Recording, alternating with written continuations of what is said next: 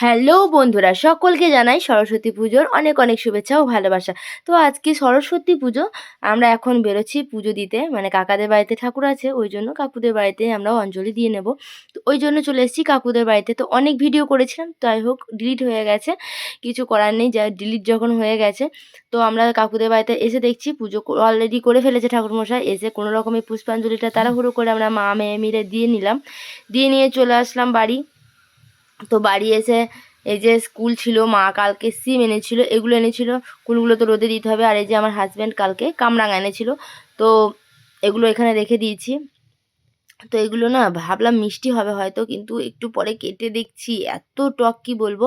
আর কামরাঙাগুলো এত রস, এই যে পড়ে গেছে তো টপ টপ করে রস হচ্ছে, একদম ছিঁচে গেছে। তো আমি যে মাছ ধুয়ে নিয়ে চলে আসলাম, মাছ নিয়েছিলাম আজকে। তো কালকে মাছের টক করে রাখবো, কালকে তো ষষ্ঠী আছে, ভিজে ভাত খেতে হবে। তো ওই জন্য মাছ কেটে নিয়েছি, মাছের নুন হলুদ এই যে মাখিয়েও ফেলেছি। চলো মাছগুলো একটু ভেজে নিই। আর ওদিকে গুঞ্জাদের স্কুলেও একবার গেছিলাম ঠাকুর দেখতে।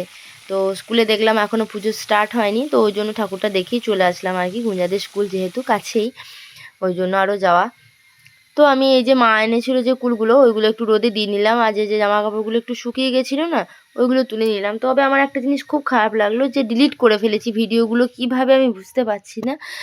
এত ভিডিও করেছিলাম তোমাদের দেখাবো বলে, মানে আমি সারাদিন কি কি করলাম সেগুলো দেখাবো বলে, কিন্তু সব ডিলিট হয়ে গেছে।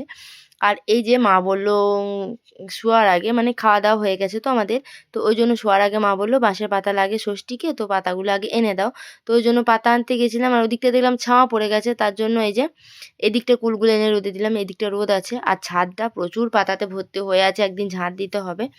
আর এদিকে মা কিন্তু অলরেডি কলাই সেদ্ধ বসিয়ে দিয়েছে। আর আমরা চলে যাচ্ছি এখন কাকুদের বাড়ি, মানে ওখানে আমার টিউশন পড়ানো নেই আজকে, ওই জন্য বলেছিল একটু বেড়াতে আসতে, ওই জন্য বেড়াতে যাচ্ছি। তো যাওয়ার পথে এই যে আমাদের এখানে একটা মাঠের মধ্যে ঠাকুর হয়েছে, তো ওই ঠাকুরটা একটু দর্শন করে যাচ্ছি। তো কত সুন্দর আলপনা দিয়েছে দেখো, আর প্রতিমাটাও না দুর্দান্ত। তোমরা নিশ্চয়ই আগে দেখেছো যে এই জায়গাটাতে আমি অনেকগুলো ছবি ছেড়েছিলাম সরস্বতী ঠাকুর হওয়ার, এখানটাতে ঠাকুরও বানায় এই জায়গায়।